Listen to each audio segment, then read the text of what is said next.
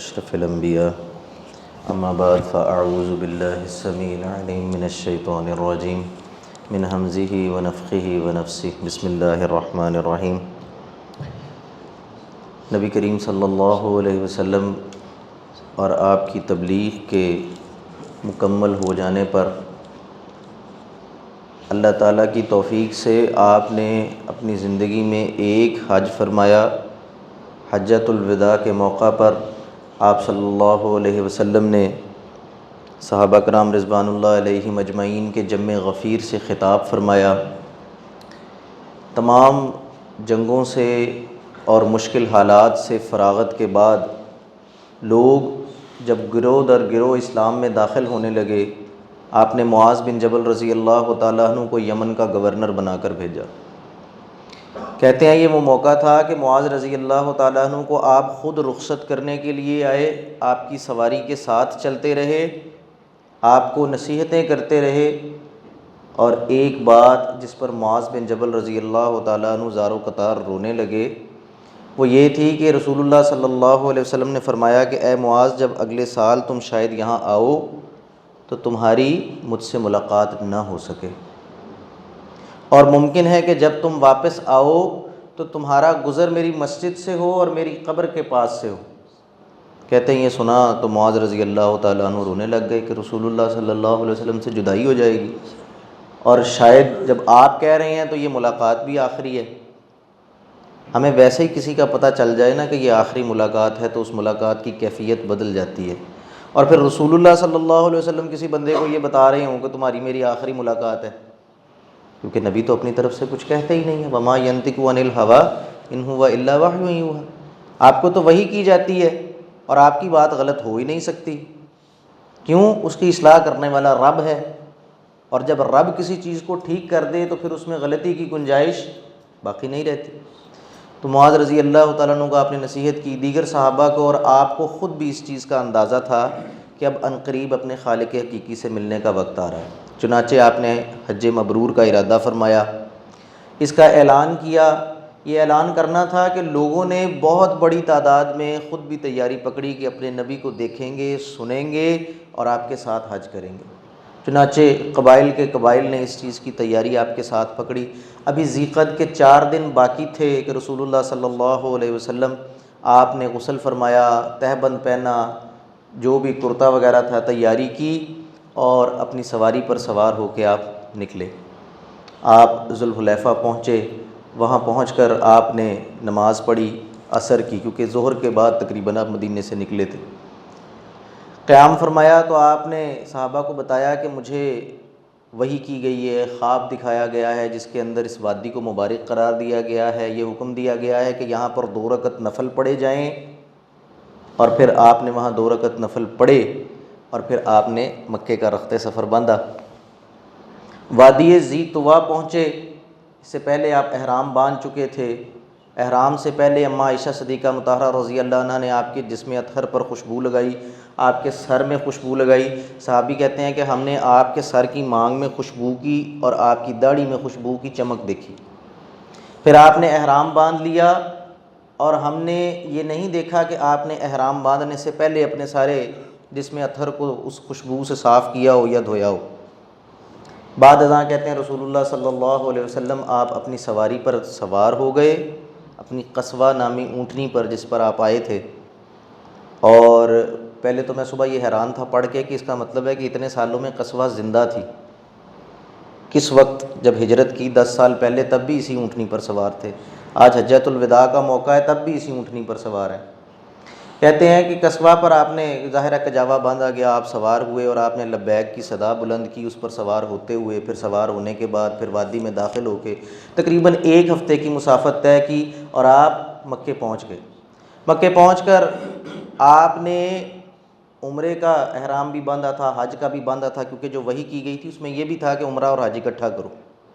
نبی صلی اللہ علیہ وسلم نے آپ نے طواف کیا، طواف کعبہ، پھر اس کے بعد آپ نے صفا مروہ کی سعی کی، اور اس کے بعد آپ نے حج تک جو ہے وہ دوبارہ طواف کعبہ نہیں کیا، صرف یہی ایک کیا۔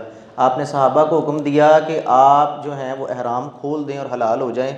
اگر مجھے بھی اس چیز کا پہلے علم ہو گیا ہوتا، پہلے بتا دیا جاتا تو میں بھی ایسا ہی کرتا، لیکن بہرحال آپ لوگ احرام کھول دیجئے۔ خاص طور پہ آپ نے ان صحابہ کو یہ انسٹرکشنز دیں جو اپنے ساتھ ہدی نہیں لے کے آئے تھے، قربانی کا جانور نہیں لے کے آ سکے تھے۔ آپ نے فرمایا کہ میں نے تو قربانی کرنی ہے، تو جن لوگوں کے پاس قربانی کا جانور نہیں ہے وہ کیا کریں، حلال ہو جائیں، احرام کھول دیں طواف اور صفا مروہ کی سعی کے بعد۔ صحابہ کو کچھ تردد ہوا کہ رسول اللہ صلی اللہ علیہ وسلم نہیں کھول رہے تو ہم کیا کریں؟ پھر آپ نے انہیں سمجھایا دوبارہ سے، تو ان لوگوں نے احرام کھول کے اپنے آپ کو حلال کر دیا۔ پھر آپ صلی اللہ علیہ وسلم منا چلے گئے، آپ نے وہاں پر 8 ذی الحج کو ظہر، عصر، مغرب ساری نمازیں وہاں پڑھی۔ اگلے دن صبح فجر کے بعد جب سورج طلوع ہوا تو آپ نے وادی نمرہ کے اندر جو ہے وہ صحابہ سے خطاب فرمایا۔ آپ کے کہے کے مطابق آپ کی اونٹنی کے اوپر کجاوا کسا گیا، اس پر آپ تشریف فرما ہوئے۔ پھر آپ نے لوگوں سے خطاب کیا جن کی تعداد ایک روایت کے مطابق 1,24,000 اور ایک روایت کے مطابق 1,44,000۔ ایک صحابی آپ کے مکبر مقرر ہوئے۔ مکبر یہ ہوتا ہے جیسے نماز میں اگر صفیں زیادہ ہو جائیں اور پیچھے آواز کا خدشہ ہو تو کوئی شخص جو ہے وہ دہراتا ہے۔ نبی صلی اللہ علیہ وسلم کے لیے بھی ایک صحابی، غالباً عتبہ یا ربیعہ نام تھا ان کا، وہ امیہ بن خلف کے بیٹے تھے، امیہ بن خلف جو مسلمان نہیں ہوا تھا۔ انہوں نے آپ کے مکبر کے فرائض سر انجام دیے اور آپ کی بات کو آگے پہنچاتے رہے۔ آپ نے لوگوں کو یہ کہا کہ لوگوں سن لو، جاہلیت کی رسومات ختم ہو گئی، اس وقت کے خون معاف ہو گئے، اس وقت کے سود معاف ہو گئے، اب اس کے بعد سود نہیں لیا جائے گا، ناحق کسی کا خون نہیں بہایا جائے گا۔ عورتوں کے متعلق آپ نے نصیحت فرمائی کہ تم اللہ کے کلمے سے، اللہ کے حکم سے امانت کے طور پہ ان کو اپنی بیویاں بناتے ہو، ان کے معاملے میں رب سے ڈرنا۔ اور کن 2 چیزوں سے ڈرایا؟ فرمایا عورت کو زد و کوب نہیں کرنا، مارنا پیٹنا نہیں ہے، اپنی چدراہٹ نہیں دکھانی میں فلاں ہوں۔ جب طاقت ہو، اختیار ہو، پھر پتہ لگتا ہے کہاں استعمال ہوتی ہے۔ جس کا کسی پہ بس نہیں چلتا وہ گھر جا کے بیویوں کو پھینٹی لگانا شروع کر دیتے ہیں، اب چودھری صاحب بن جاتے ہیں، فلاں صاحب بن جاتے ہیں۔ نبی صلی اللہ علیہ وسلم نے اس عمل کو کبھی پسند نہیں فرمایا، نہ کسی نبی کی سنت ہے۔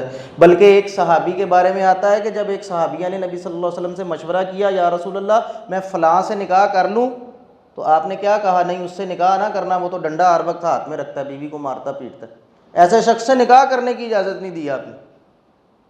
اور یہاں یہ ہوتا ہے کہ عورت پاؤں کی جوتی ہے، فرمایا تم ان کو اللہ کے کلمے سے حلال کر کے لائے، دستور کے مطابق کھلاؤ اور پلاؤ، نان نفقہ مرد کی ذمہ داری۔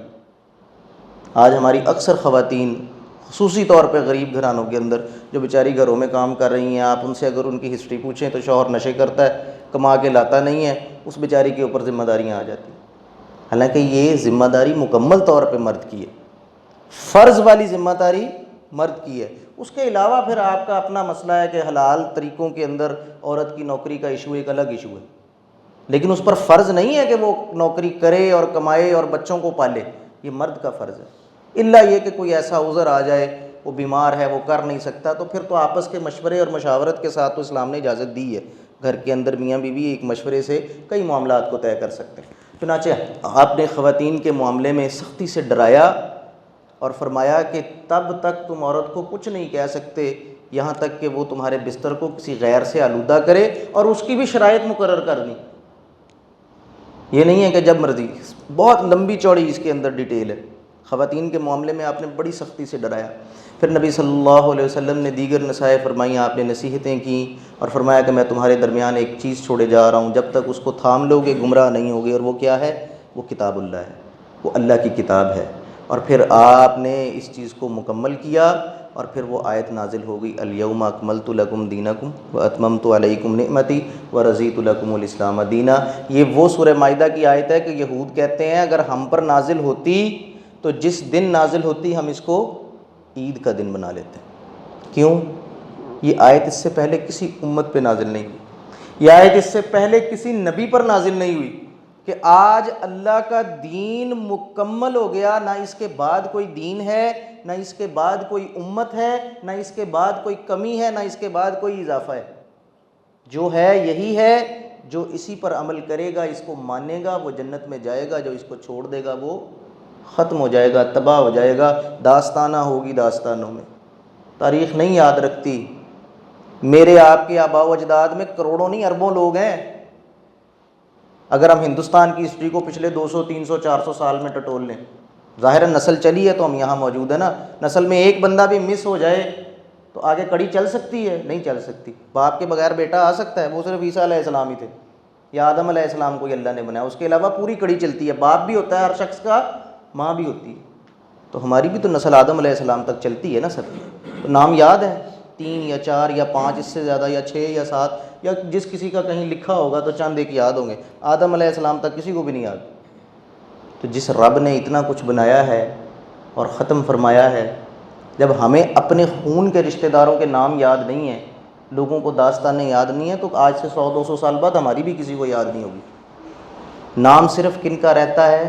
جو دین سے جڑ جاتے ہیں. لوگ امام بخاری کو جانتے ہیں, امام بخاری کے والد کو نہیں جانتے. امام بخاری کے اگلے رشتہ داروں کو نہیں جانتے. لوگ امام احمد بن حنبل کو جانتے ہیں, ان کی اولادوں اور آگے کی نسلوں کو نہیں جانتے عمومی طور پر. جو دین میں کوئی کام کر جاتے ہیں ان کا نام روشن ہو جاتا ہے, یا ان کا نام یاد رہتا ہے جو سرکشی میں بہت آگے بڑھ جاتے ہیں. لوگوں کو فرعون یاد ہے, لوگوں کو قارون یاد ہے, لوگوں کو نمرود یاد ہے. تو کوشش کیجئے کہ ہم تاریخ میں امر ہو جائیں, ہم یاد رکھے جائیں اور اچھے الفاظ میں یاد رکھے جائیں, خیر کے ساتھ یاد رکھے جائیں, صدقہ جاریہ کے ساتھ یاد رکھے جائیں. اللہ تعالیٰ سے دعا ہے کہ سمجھ کر عمل کرنے کی توفیق عطا فرمائے. اقول قولی ھذا استغفر اللہ لی ولکم ولسائر المؤمنین والمؤمنات.